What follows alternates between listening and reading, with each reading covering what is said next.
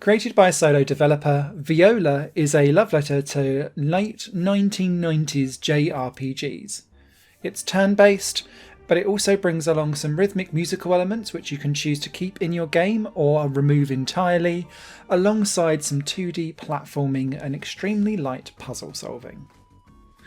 The game itself sees you play as Viola, who has recently lost her mum, and she is trying to learn the violin and play just like her mum because that's how their bond was, and she looked up to her mum when she played the violin when she was alive. It's a story about self-acceptance, self-love, self-respect, confidence, and when she's transported into this alternative world, she meets up with a variety of other characters that can join her party. You can have, I believe there's 12 characters that you can discover in all, but you take 5 into battle, including yourself obviously, to go into these turn-based battles as you go. The story and the world is a mixture of light-hearted, humorous quips alongside an emotional story that does kind of play out as it goes. And I really like the overarching themes of self-acceptance, self-love, self-respect, and getting to know yourself as well and becoming your own person rather than following just primarily in the footsteps of what you've been told to do. What's really nice about this is that Viola, although she is the central character, and she does have her own personality as well, mainly shy and unsure of herself, all of the other characters that come into the play as well definitely have their own personalities, demons to slay, and you get to choose how much of that story you want to play with. There's a lot of incentive though for grinding into those stories. Not that the game itself is a large grind, because you can complete the main story in about 6 to 7 hours, with an additional 3 or 4 hours for bonus content and unlockables.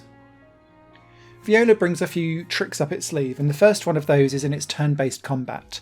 Now this is entirely optional and you can turn it off, but I recommend staying with it because it turns battle into a rhythm game pretty much, very similar to the Taiko no Tatsujin or Taiko Drum Master games. You'll get button prompts that will go into the screen and you need to either press and hold them, button mash them, or press specific buttons at one time. If it's just a basic attack, you'll get 2 random buttons. If you're doing a magic attack, then that will always be the same pattern as you go along. And you'll also get not just magical attacks, but like special abilities, which have its own currency alongside that builds up the more that you get damaged in battle. As you build those up, you can then unlock those, and they're normally quite powerful when you unleash them. As characters level up as they go along, they'll also unlock additional magic abilities or potentially those extra powers that they get. But you can also unlock those through campfire conversations, and this is where everyone's individual story comes into the fray. So whenever you get to a campfire, which is essentially like a healing zone, you can choose to talk with various different members of your party.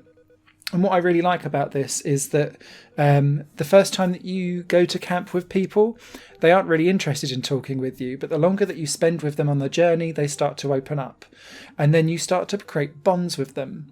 As bonds go up over each new conversation that you have, they will learn new skills from you, and then you can unlock personal quests for them, which are little side missions that give you the access to an S rank in their bonding, but also their kind of ultimate power weapon, I guess, or power move rather than weapon, sorry.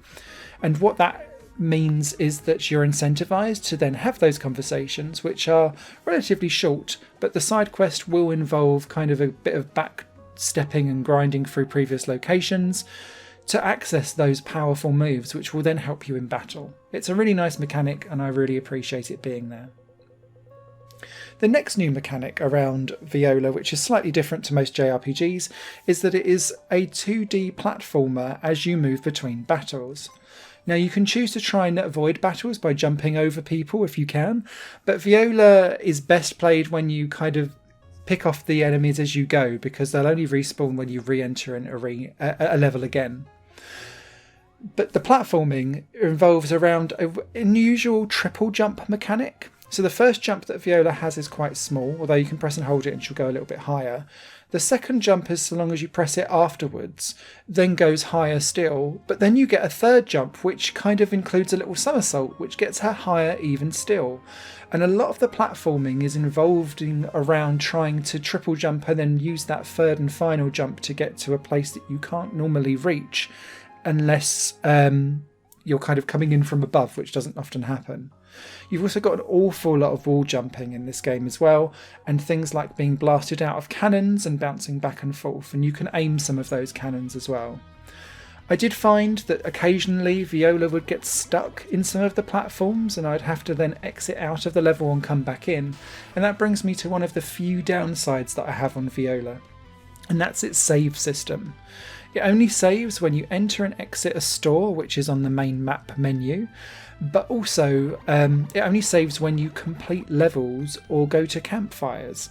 So you need to basically put aside 20 to 30 minute chunks of time because you can't save unless you exit out, but when you come back in you're just starting the level from scratch. So you're like, So just be aware of that with Viola. You're going to need to have 20 to 30 minutes set to one side so that you can go in and actually clear that level and that chunk of the story, because otherwise it's just lost time for you.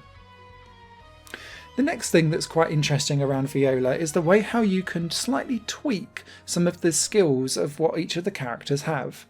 Now you've got some that are heavily physically attacky, so you've got some that are magicians, you've got some that align with elements. So one will have fire magic, one will have lightning, one will have water, one will be more cure based, one is more around wind, and you can kind of swap these in and out.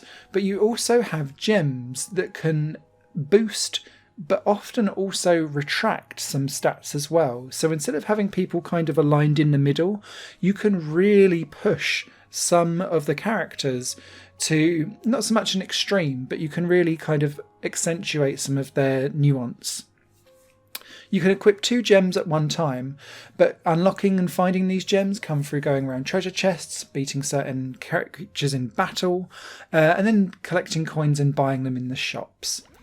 I did find that this mechanic was really useful early on, but later in the game became less of an issue because as you level up, the difference that the gems make doesn't quite keep up with the rate of levelling up, and so it becomes less of a thing over time.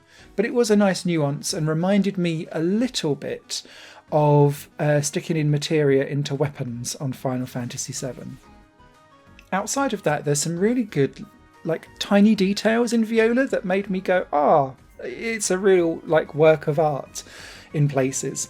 For instance, the main menu starts off with just Viola in, but every time you exit and come back into the game, depending on how many people you've got in your party members, they join in. And because each party member carries their own instrument, the title song builds up and changes and sounds different each time you go into the game. And I loved that. It was such a cool little neat idea. And what was really great as well is that carries through to when you have to musically play a song to open magical doors. So you'll start off with just Viola and her violin. Very soon you'll get a guitar and you'll get a woodwind, and then Ceres will come along with the drum that she's smashing it with her beak, and it builds up the kind of MIDI file so that you've got several different versions of that song. And I really, really liked that because it's just that tiny little nuance that made me realise that there's a lot of attention to detail going on behind the scenes. It also doesn't ask you to grind, which I really appreciate. It's one of the things that I started to get a bit annoyed with in the kind of PS2 era sometimes, was that they'd be like, this RPG is 100 million hours long. And I was like, yes, because most of that will be grinding. There's no grind in this at all. You can just smash your way through. So long as you pick off enemies as you come across them, you don't need to do any additional grinding. Whilst the platforming does have its quirks and weird kind of glitches every now and then, it doesn't happen very often, and I really enjoyed the story and spending the time in the world of Viola. This might be a kind of niche recommendation in the JRPG world, but I thoroughly enjoyed myself and would recommend this to people who want a lightweight, simple, happy and uplifting story around discovering yourself, self-acceptance, and self-love. Written review will be over on higherplanegames.com. Until then, happy JRPGing!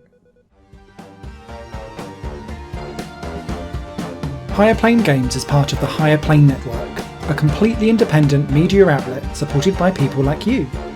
The goal is to create the best possible content that cultivates a richer indie scene for games as well as music and entertainment.